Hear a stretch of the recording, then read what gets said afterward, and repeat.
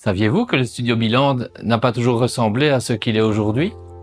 Je vais vous raconter son histoire. En 1908, mon arrière-grand-père Gustave a fondé le studio à Florène, à la rue Montagne de la ville.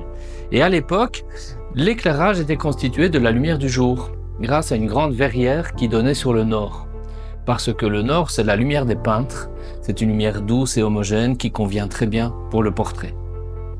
Ensuite, ma grand-mère Régina a continué les photos en studio, mais avec des grosses lampes, des ampoules énormes avec un filament, et c'était des lampes de cette taille-là à peu près, qui diffusaient la lumière dans le studio, mais ça permettait de faire des photos même quand on n'avait pas la lumière du jour.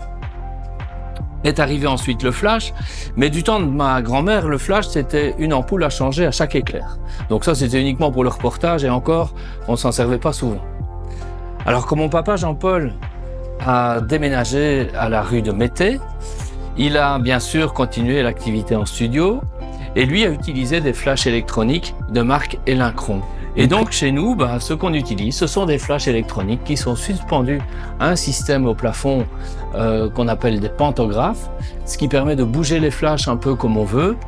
Et ça permet aussi d'être très rapidement d'une configuration à une autre dans le studio sans avoir de câble dans les pieds, ce qui évite les accidents et les maladresses dont je suis assez coutumier.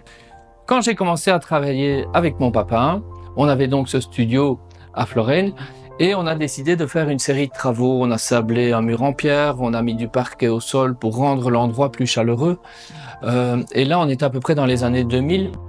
Malheureusement, j'étais tenu par les heures d'ouverture du magasin et je devais prendre mes rendez-vous de prise de vue sur l'heure de table ou le soir après la fermeture de la boutique parce que les deux communiquaient et c'était pas facile de pouvoir prendre des rendez-vous au calme avec les personnes à photographier.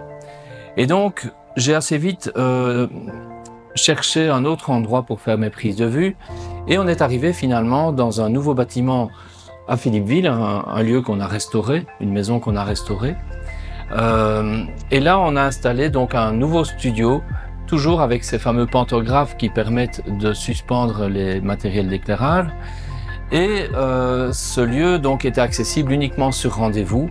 Et puis pendant une douzaine d'années, j'ai partagé mon temps entre le travail au studio ici à Philippeville et les trajets au magasin pour aider à la vente au comptoir. En 2020, s'est passé un tournant important. On a réalisé toute une série de travaux ici à Philippeville, dans notre lieu actuel. On a construit un nouveau studio sur la cour, l'ancienne cour du bâtiment. Ce qui a permis ensuite de ramener la boutique dans l'avant du bâtiment, donc là où se trouvait l'ancien studio. Et on s'est fait plaisir ici dans ce troisième studio que j'ai emménagé. Non seulement on a les pantographes, non seulement on a tout l'équipement, on a des fonds électriques hyper pratiques, mais on a aussi installé un rail électrique avec des chariots qui amènent le courant pour chaque flash, ce qui évite aux câbles de s'entortiller les uns dans les autres. Bon, il y a juste une chose, c'est qu'il ne faut pas être distrait quand on les nettoie, il ne faut pas prendre une loque humide parce que sinon on se prend une décharge dans les mains. Mais à part ça, c'est un système hyper pratique. Alors aujourd'hui, le studio il a grandi, mais la passion elle reste la même, c'est de coucher sur papier vos plus belles émotions. Et on voulait vous remercier de nous suivre depuis toutes ces années.